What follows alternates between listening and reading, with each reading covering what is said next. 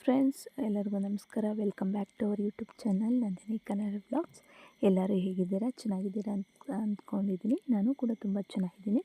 ಇದು ಬಂದುಬಿಟ್ಟು ಶನಿವಾರದ ವ್ಲಾಗ್, ಅಂದರೆ ಸ್ಯಾಟರ್ಡೆ. ಸೊ ನಾನು ಆಫೀಸ್ ಮುಗಿಸ್ಕೊಂಡು ಸೀದಾ ಬೆಂಗಳೂರಿಗೆ ಹೊರಟೆ. ಏಕೆಂದರೆ ನನ್ನ ಮಗಳು ನನ್ನ ತಂಗಿ ಮನೇಲಿದ್ಲು, ಕರ್ಕೊಂಬರೋಣ ಅಂತ ಹೋಗ್ತಾಯಿದ್ದೆ. ನನ್ನ ತಂಗಿರು ಹಬ್ಬಕ್ಕೆ ಬಂದಿದ್ರಲ್ಲ, ಸೊ ಹೋಗ್ಬೇಕಾರೆ ಒಬ್ಬಳಿಗೆ ಬೇಜಾರಾಗುತ್ತೆ. ಅಣ್ಣ ಕೆಲ್ಸಕ್ಕೆ ಹೋದರೆ ನಾನು ಒಬ್ಬಳೇ ಮನೇಲಿ ಇರಬೇಕು ಅಂತ ಕರ್ಕೊಂಡೋಗಿದ್ಲು. ಒಂದು ವಾರನೂ ಇರಲಿಲ್ಲ ನನ್ನ ಮಗಳು, ಅಮ್ಮ ಬೇಕು ಅಂತ ಹತ್ಕೊಂಡು ಕೂತಿದ್ಲು. ಸೊ ಅದಕ್ಕೆ ಹೋಗಿ ಸ್ಯಾಟರ್ಡೆ ಹೇಗಿದ್ರು ಸಂಡೇ ರಜೆ ಇರುತ್ತೆ ಅಂತ ಕರ್ಕೊಂಬರೋಣ ಅಂತ ಹೊರಟಿದ್ದೆ. ಸೊ ಅಲ್ಲಿಂದ ಹೊರಟಾಗ ಬಸ್ಗಳನ್ನೆಲ್ಲ ಚೇಂಜ್ ಮಾಡಿ ಬೆಂಗಳೂರಿಗೆ ಹೋಗಲಿಲ್ಲ ನಾನು, ನೆಲಮಂಗಲ ಇಳಿದು ಆ ಕಡೆಯಿಂದ ಹೋದೆ. ಸೊ ಕೆಂಗೇರಿಗೆ ಹತ್ರ ಆಗುತ್ತೆ ಅಂತ. ಸೊ ಅಲ್ಲಿಂದ ಹೋದಾಗ ನನ್ನ ಮಗಳು ನೋಡಿ ಏನು ಮಾಡ್ತಾ ಇದ್ಲು. ಹೋಗೋಷ್ಟಿಗಾಗಲೇ 7:30 8 ಗಂಟೆ ಆಗಿತ್ತು.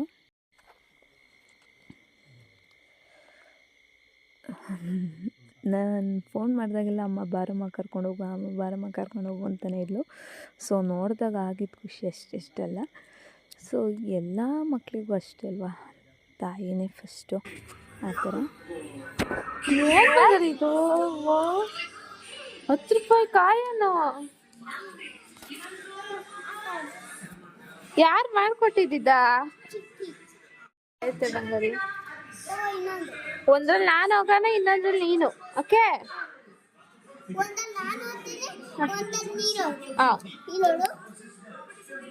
ಇನ್ನೊಂದು ಐತಲ್ಲ, ಅದನ್ನೇನ್ ಮಾಡೋಣ? ಇನ್ನೊಂದು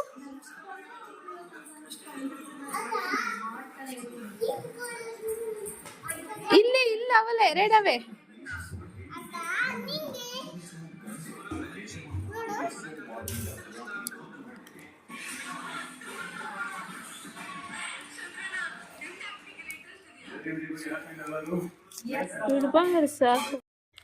ಸೊ ಅದಾದಮೇಲೆ ನಾನೋಗಿ ಸ್ವಲ್ಪ ತಲೆನೋವ್ತಿತ್ತು ಅಂತ ಟೀ ಎಲ್ಲ ಕುಡಿದು ಒಂದು ಸ್ವಲ್ಪ ಸುಧಾರಿಸ್ಕೊಂಡಾದಮೇಲೆ ಏನಾರ ಮಾಡೋಣ ಅಂತ ಹೋಗಿದ್ದೆ ಅಡುಗೆನ. ನನ್ನ ತಂಗಿ ಅಂತೂ ಬಿಗ್ ಬಾಸಲ್ಲಿ ಫುಲ್ ಇನ್ವಾಲ್ವ್ ಆಗಿಬಿಟ್ಟಿದ್ಲು. ಎಷ್ಟು ಇನ್ವಾಲ್ವ್ ಆಗಿದ್ಲು ಅಂದರೆ ಕರಿತಾಯಿದ್ರು ಕೇಳಿಸ್ತಿರ್ಲಿಲ್ಲ, ಅಷ್ಟು involve ಆಗಿಬಿಟ್ಟಿದ್ಲು.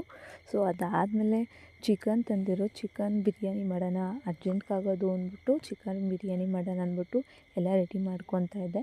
So chicken biryani recipe ನಾನು ಆಲ್ರೆಡಿ ಅಪ್ಲೋಡ್ ಮಾಡಿದ್ದೀನಿ. ಸೊ ಅದಕ್ಕೋಸ್ಕರ ಇಲ್ಲೇನು ಫುಲ್ ಡೀಟೇಲಾಗಿ ತೋರಿಸಿಲ್ಲ ಅಷ್ಟೇ.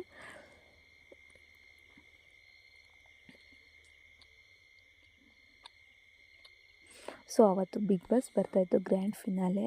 ಸೊ ಅದನ್ನು ನೋಡಿಕೊಂಡು ಫುಲ್ಲು ಯಾರು ಗೆಲ್ಬೋದು ಅಂತ ಕ್ಯೂರಿಯಾಸಿಟಿಲಿ ನೋಡ್ತಾಯಿದ್ದು.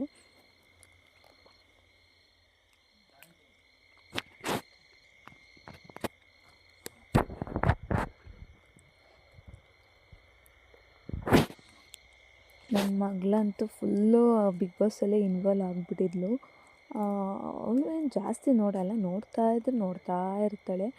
ಸೊ ನಾನು ಹೋದ್ಮೇಲೆ ನನ್ನ ತಂಗಿ ಅಡುಗೆ ಮನೆಗೆ ಕಾಲೇ ಇಕ್ಕಲಿಲ್ಲ. ಸೊ ಇನ್ನೇನು ಮಾಡೋದು, ನಾನೇ ಮಾಡೋಣ ಅಂದ್ಬಿಟ್ಟು ಮಾಡ್ತಾಯಿದ್ದೆ. ಸೊ ಅವಳಿಗೆ ಅಷ್ಟೊಂದು ಅಡುಗೆಗಳೆಲ್ಲ ಏನು ಬರೋಲ್ಲ, ಮಾಡ್ತಾಳೆ, ಮಾಡೋದ್ರಲ್ಲಿ ಬರೋದ್ರಲ್ಲೇ ಚೆನ್ನಾಗಿ ಮಾಡ್ತಾಳೆ. ಈಗ ಕಲಿತಾ ಇದ್ದಾಳೆ. ಸೊ ಅದಕ್ಕೆ ಡೈಲಾಗ್ ಬೇರೆ ಹೊಡಿತಾಳೆ, ನಾನು ಅಕ್ಕ ಅಪರೂಪಕ್ಕೆ ಮನೆಗೆ ಬಂದಿದ್ದಾಳೆ, ಅಡುಗೆ ಮಾಡಿ ಚೆನ್ನಾಗಿರೋ ಅಡುಗೆ ಮಾಡಿ ಕೊಡಬೇಕು ಅನ್ನೋದೇನೂ ಇಲ್ಲ ಅಂತ ನಾನಂದರೆ, ತಂಗಿ ಮನೆಗೆ ಬಂದಿದ್ದೀಯಾ, ಅವಳು ದಿನ ಮಾಡ್ತಿರ್ತಾಳೆ, ಅಪರೂಪಕ್ಕೆ ಬಂದಿದ್ದೀನಿ, ಚೆನ್ನಾಗಿ ಮಾಡಿಕೊಡೋಣ ಅಂತ ನೀನು ಅನ್ನಲ್ಲ ಅಂತ ಅವಳೇ ನನಗೆ ಹೇಳ್ತಾಳೆ. ಸೊ ಹಂಗೂ ಹಿಂಗೂ ಮಾಡಿ ಎಲ್ಲ ಬಿರಿಯಾನಿಗೆಲ್ಲ ಪ್ರಿಪೇರ್ ಮಾಡಿಕೊಂಡು ಮಾಡ್ತಾಯಿದ್ದೆ. ಸೊ ಎವ್ರಿ ಸ್ಯಾಟರ್ಡೆ ನಮಗೆ 2:30ಗೆ ಬಿಡ್ತಿದ್ರು.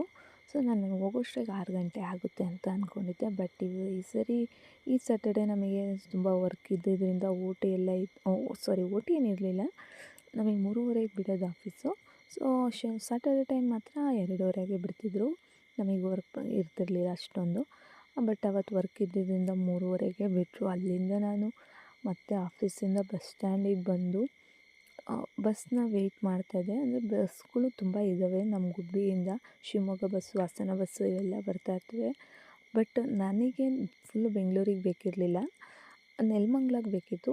ನೆಲಮಂಗ್ಲ ಟೋಲ್ ಹತ್ರ ನಿಲ್ಲಿಸ್ತೀವಿ ಅಂತ ಒಬ್ರು ಅಂತಿದ್ರು, ಅಥವಾ ನೆಲಮಂಗ್ಲ ಕ್ರಾಸು, ಒಬ್ಬೊಬ್ಬರು ನೆಲಮಂಗ್ಲ ಸ್ಟಾಪ್ ಇಲ್ಲ ಅಂತ ಹೇಳ್ತಿದ್ರು.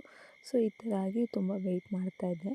ಅದಾದಮೇಲೆ ಹಿಂಗೆ ವೆಯ್ಟ್ ಮಾಡಿದ್ರೆ ಆಗಲ್ಲ ಅಂದ್ಬಿಟ್ಟು ತುಮಕೂರ್ಗೆ ಹೋಗಿ ಅಲ್ಲಿಂದ ಹೋಗೋಣ, ಅಲ್ಲಿ ಸಿಗ್ತವೆ ಬೇಜಾನ್ ಬಸ್ಗಳು ಅಂದ್ಬಿಟ್ಟು ತುಮಕೂರು ಬಸ್ಗೆ ಹೋದೆ. ತುಮಕೂರು ಬಸ್ಗೆ ಹೋಗಿ ಅಲ್ಲೊಂದು ಬಸ್ ಹತ್ತಿದೆ, ಅಲ್ಲಿ ಬಸ್ ಹತ್ತಿ ನೆಲಮಂಗಲ ಇಳಿದು, ನೆಲಮಂಗಲದಿಂದ ಇನ್ನೊಂದು ಬಸ್ ಹತ್ತಿ ಅಲ್ಲಿ ಇಳಿದು, ಅಲ್ಲಿಂದ ಕೆಂಗೇರಿ ಬಸ್ ಹತ್ತಿ ಹೋಗಿದ್ದೆ. ಸೊ ಕೆಂಗೇರಿಗೇನು ಹೋಗಲಿಲ್ಲ, ಫುಲ್ಲು ಅಲ್ಲೇ ಅರ್ಧ ರೋಡಲ್ಲಿ ಇಳಿದು ಅಣ್ಣ ಬಂದರು, ಕರ್ಕೊಂಡು ಹೋದರು. ಬಿರಿಯಾನಿ ಮಾತ್ರ ತುಂಬ ಚೆನ್ನಾಗಾಗುತ್ತೆ ಇದು. ಸೊ ನಾನು ಯಾವಾಗ ಮಾಡಿದ್ರು ಇದೇ ಥರ ಬಿರಿಯಾನಿ ಮಾಡ್ತೀನಿ, ಇಲ್ಲ ಹೈದ್ರಾಬಾದ್ ಸ್ಟೈಲ್ ಬಿರಿಯಾನಿ ಮಾಡ್ತೀನಿ, ದಮ್ ಕಟ್ಟೋ ಅಂಥದ್ದು ತುಂಬ ಚೆನ್ನಾಗಿರುತ್ತೆ. ನನ್ನ ಮಗಳು ಮಾತ್ರ ಅಡುಗೆ ಮಾಡೋಕ್ಕೆ ಬಿಡ್ತಾನೆ ಇಲ್ಲ, ಕೀಟ್ಲೆ ಕೊಡ್ತಾಯಿದ್ಲು. ಚೇರ್ ತಂದು ಫ್ರಿಜ್ ತೆಗಿಯೋದು ಅಥವಾ ಮೇಲೆ ಕುತ್ಕೊತೀನಿ ಅನ್ನೋದು ಇದೆ, ಅದು ಇದು ಮಾಡ್ತಾನೆ ಇದ್ಲು. ಸೊ ಮಕ್ಕಳಿರೋ ಮನೇಲಿ ಹಿಂಗೆ ಅನಿಸುತ್ತೆ, ಏನೋ ಒಂದು ಕಡೆ ಇಟ್ಟಿದ್ದಿರಲ್ಲ. ನಮ್ಮ ಮನೇಲಂತೂ ಫುಲ್ಲು ಅವಳು ಆಟ ಸಾಮಾನೇ ಎಸ್ತಿರ್ತಾಳೆ, ಬೆಡ್ಶೀಟ್ಗಳು ಮತ್ತು ದಿಂಬು ಎಲ್ಲ ತಂದು ಹಾಲ್ಗೆ ಹಾಕಿರ್ತಾಳೆ. ನಮ್ಮಮ್ಮ ಅಂತೂ ಎಷ್ಟು ಸತಿ ಕ್ಲೀನ್ ಮಾಡೋಣ ನಾನು ಅಂತ ಬೈತಾ ಇರುತ್ತೆ, ಅಷ್ಟು ಗಲೀಜು ಮಾಡ್ತಾಳೆ ಅದು ಇದು ತಂದು ಹಾಕಿ. ಆಮೇಲೆ ಸುಮ್ಮನೆ ಇರಲ್ಲ, ಏನಾರ ಒಂದು ಮಾಡ್ತಾ ಇರಬೇಕು ಮಕ್ಕಳುಗಳು, ಅದೇ ಅನಿಸುತ್ತೆ, ಏನಾರ ಆಗಲಿ ಮಾಡ್ತಾ ಇರಬೇಕು ಅವರು. ಅಪ್ಪ ಟಿ ವಿ ನೋಡ್ತಾಯಿದ್ರೆ ನಾವು ಅಪ್ಪನ ಜುಟ್ಟು ಎಳೆಯೋದು, ಗಿಂಟೋದು, ಈ ಥರ ಎಲ್ಲ ಮಾಡ್ತಾಯಿರ್ತಾಳೆ.